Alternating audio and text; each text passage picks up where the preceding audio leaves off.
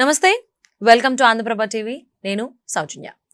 CM Revanth Reddy ఈ మధ్య కాలంలో చాలా కామెంట్స్ చేస్తున్నారు. మాట్లాడిన ప్రతి మాట వైరల్ అవుతుంది.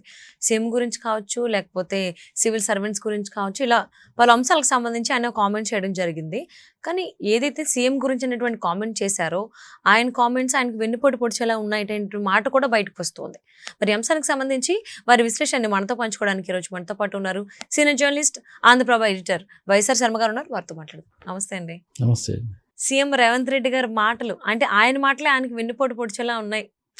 దెబ్బలు పడుతున్నాయి ఆయన మాటల వల్లే అనేటువంటి మాటలు వస్తున్నాయి. అంటే సీఎం గురించి మాట్లాడినప్పుడు రెడ్డిలకు సంబంధించిన ఆఖరి సీఎం నేనే అయి ఉండొచ్చు అనేటువంటి మాట ఆయన పబ్లిక్గా అనడం జరిగింది. నెక్స్ట్ బీసీలు అవుతారు అన్నట్టుగా. అంటే అందుకని కాంగ్రెస్ పార్టీలో వాళ్ళ పార్టీకి సంబంధించిన నాయకులకు సంబంధించి వ్యతిరేకత వస్తూ ఉన్నట్టుగా మనకు వార్తలు వినిపిస్తున్నాయి. ఇది ఎంతవరకు వాస్తవం, అసలు ఏంటంటారు? అంటే ఇది వెన్నుపోటు అనే కోణం కాదు, కానీ యాక్చువల్లీ రాజకీయ పరిణామాలు ఎటైనా దారితీసే పరిస్థితులు అయితే కనిపిస్తున్నాయి. ఎందుకంటే ఇప్పుడు ఈ కులగణన ఒకటి చేయించారు. సరే, ఆ కులగణన మీద సంతృప్తులు అసంతృప్తులు అది ఒకటి నడుస్తున్నది. మళ్ళీ ఆ కులగణనలో చేరని వాళ్ళు వివరాలు ఎవరో వాళ్ళ కోసం రీసర్వే చేస్తున్నారు. అదనపు వివరాలు, అదనపు జనం నుంచి వివరాలు తీసుకుంటున్నారు. అది ఒక వైపు నడుస్తున్నది. ఇంకోటేమో ఆ కులగణన ద్వారా ఏ ఏ కులాలు ఎంతెంత శాతం ఉన్నారు అనేది ఒకటి డిసైడ్ చేశారు. ఆ పర్సంటేజీలు కూడా వివాదాస్పదమైనవి. అటు యాదవుల దగ్గర నుంచి, గౌడల దగ్గర నుంచి, ముందూరు కాపుల దగ్గర నుంచి, బీసీ, వీళ్ళందరూ అసలు బీసీ జనాభానే చాలా తక్కువ చేసి చూపించారు మీ సర్వేలో. పైగానేమో దాదాపు 60 లక్షల మంది అసలు ఎన్రోల్ కాలేదు అని చెప్పి అపోజిషన్ వాళ్ళు గొడవ చేస్తున్నారు. ఈ నేపథ్యంలో ఏంటంటే to convince the public and to convince the opposition political parties, Revanth Reddy గారు ఏదో ఒక కార్యక్రమంలో మాట్లాడుతూ ముందు ఈ బీసీ జనాభా చాలా ఎక్కువ ఉంది కాబట్టి బీసీలకి రాజకీయంగా ఉద్యోగాల్లో కానివ్వండి, రాజకీయాల్లో కానివ్వండి మెగా షేర్ వాళ్ళకి వెళ్ళిపోతుంది. ఇంకా ఆ మాటకు వస్తే అసలు ఇతర కులాలకు సంబంధించిన వాళ్ళు పెద్దగా సీఎంలు అయ్యే అవకాశం లేదు. ఇంకా చెప్పాలంటే అసలు రెడ్డి సీఎం నేనే చివరాడినేమో అని అట్లా జనరల్గా కామెంట్ చేశారు. సో ఆయన నోటి నుంచి అది వచ్చిందో లేదో అది పెద్దగా వైరల్ అయిపోయి, సో ఇక ఈసారి రెడ్డి సీఎంలు ఉండరు, ఇతర క్యాస్టుల వాళ్ళు సీఎంలుగా ఉండరు, ఇక బీసీ సీఎంఏ అనే ఒక ప్రచారం అయితే, ఒక అభిప్రాయం సొసైటీలో వ్యాపిస్తున్నది. రేవంత్ రెడ్డి గారు చాలా క్యాజువల్ గా అన్న మాటని వస్తున్నది, చాలా పెద్దదైంది. ఇక ఇందులో కాంగ్రెస్ గురించి ఇక మనం చెప్పేది ఏముంది? ఇక అంటే రేవంత్ రెడ్డి గారు ఇక దిగిపోతారు, త్వరలో బీసీ సీఎం వచ్చేస్తారు. యాక్చువల్లీ ఇప్పుడు ఎలక్షన్ జరిగి రేవంత్ రెడ్డి ప్రభుత్వం ఇచ్చి 1 year 1.5 year మధ్యలో నడుస్తున్నది. ఇంకా 300 ఏళ్ళు కనీసం ఉన్నది. అందుకనే ఆ పిసిసి ప్రెసిడెంట్ మహేష్ గౌడ్ గారు లేదు ఈ టర్మ్కి ఆయనే ఉంటారు, నెక్స్ట్ టర్మ్కి బీసీ సీఎం వస్తారు అని చెప్పి ఆయన సవరణ చేయాల్సి వచ్చింది. చాలా అదరాబదరా ఆయన ఇటువంటి స్టేట్మెంట్ ఇవ్వాల్సి వచ్చింది. అంటే ఈ మధ్యలోనే ఇక ఇప్పటికిప్పుడు 2-3 నెలల్లోనే రేవంత్ రెడ్డి గారిని దించేసి బీసీ సీఎంను పెడతారా అనే ఒక ప్రచారం వచ్చేసరికి కాంగ్రెస్లో ఒకసారి కుదుపు మొదలైంది. ఒకసారి నాలుగు గడుచుకొని పిసిసి ప్రెసిడెంట్ ఇటువంటి స్టేట్మెంట్ ఇవ్వాల్సి వచ్చింది.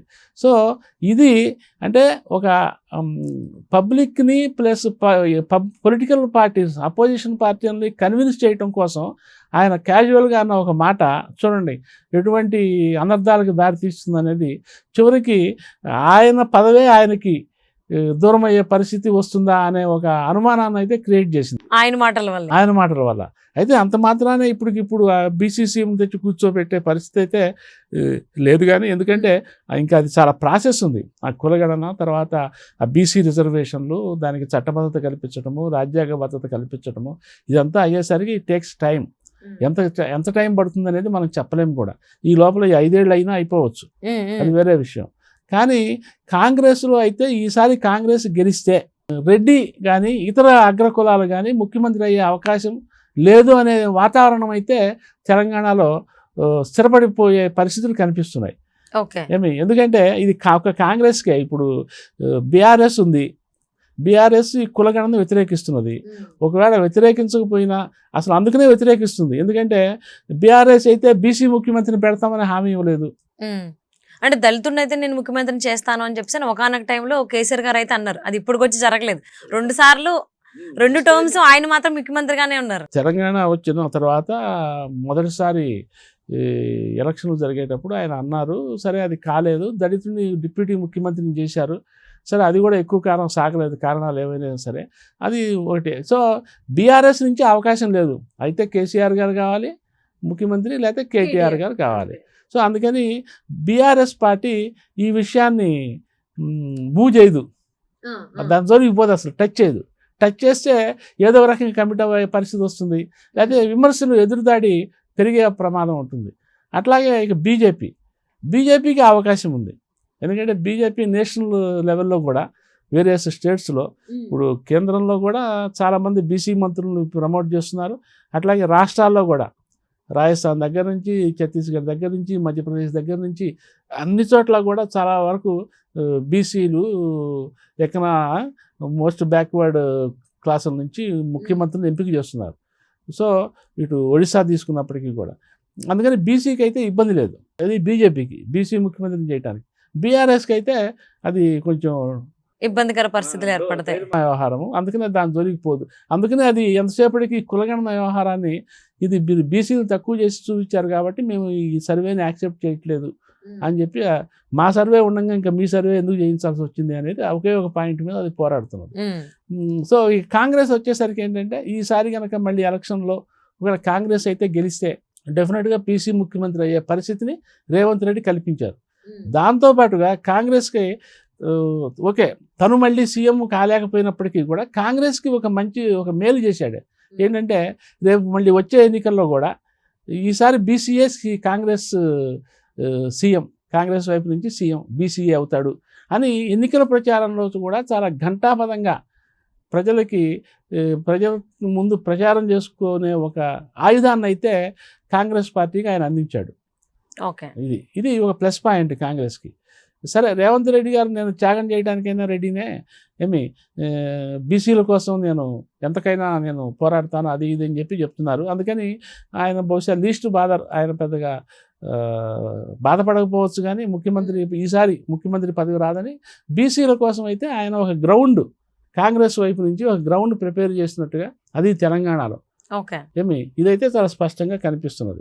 ఇక దీన్ని రేపు ఎన్నికల ప్రచారంలో ఈ బీసీ ఆయుధం అనేది ఎంత ఉధృతంగా ఉంటుంది, ఎందుకంటే ఇప్పుడు జనాభాలో తెలంగాణ జనాభాలో బీసీలే మేజర్ షేర్ ఉన్నప్పుడు వాళ్ళ ప్రభావం చాలా తీవ్రంగా ఉంటుంది, అధికంగా ఉంటుంది కదా. సో కాంగ్రెస్ ఈ ఆయుధంతో కనుక ప్రజాక్షేత్రంలో దాడికి మొదలు పెడితే దీన్ని బీఆర్ఎస్ ఎట్లా ఫేస్ చేస్తుంది అనేది ఒక ఆసక్తికరమైన అంశం. వాళ్ళు కూడా దీనికి సంబంధించి ఏదైనా ఒక కొత్త ఆయుధాన్ని కనుగొనాల్సిన పరిస్థితిని రేవంత్ రెడ్డి గారు కల్పించారు. అంటే రేవంత్ రెడ్డి గారు చాలా క్యాజువల్గా అన్న మాటకు సంబంధించి ఇన్ని రోజులు డిస్కషన్స్ అవుతున్నాయి, ఆయన పదవికే కొంచెం ఇబ్బందికర పరిస్థితులు ఏర్పడ్డాయి. మరి రాబోయేటువంటి రోజుల్లోనైనా తెలంగాణ ముఖ్యమంత్రి రేవంత్ రెడ్డి గారు ఆచితూచి మాట్లాడతారని అనుకోవచ్చా? ఆచితూచి మాట్లాడడం అంటే రేవంత్ రెడ్డి గారు సహజంగా ఆయన స్పాంటేనియస్గా మాట్లాడతారు. ఆయన వాగ్దాటి అది మనకు తెలిసిందే. సో ఇది కూడా చాలా క్యాజువల్గా, అంటే ప్రజల్ని కన్విన్స్ చేయటం కోసం వాడిన మాటదా అది చివరికి ఇట్లా చిలవలు పలవలు అయిపోయి చివరికి కాంగ్రెస్ ఏ ఎన్నికల్లో గెలిచినా సరే బీసీలకే అఖిలతాంబూలం ఇవ్వాలి అనే పరిస్థితి అయితే ఆయన కల్పించారు. సో ఇది ఒక రకంగా కాంగ్రెస్కి మంచిదే కదా. అవును, సొసైటీలో మెజారిటీ షేర్ ఉన్న జనాభా వైపు వకాల్తా పుచ్చుకొని వాళ్ళకే అన్ని అందలాలు అని చెప్పడం అనేది రాజకీయంగా కాంగ్రెస్ పార్టీకి మంచిదే. సో తద్వారా కాంగ్రెస్ ఇంకా హైప్ పెంచుకోవచ్చు. అవును, మరి ఇప్పుడున్నటువంటి రాజకీయ పరిస్థితులు ఇలానే ఉంటాయా? బీసీ సీఎం అవుతారు అని, అదే ఆ కమ్యూనిటీకి సంబంధించి వాళ్ళు సీఎం అవుతారు, వేరెవ్వరు అవ్వరు అనే దానికి సంబంధించి చూద్దామండి వేచి. Thank you so much.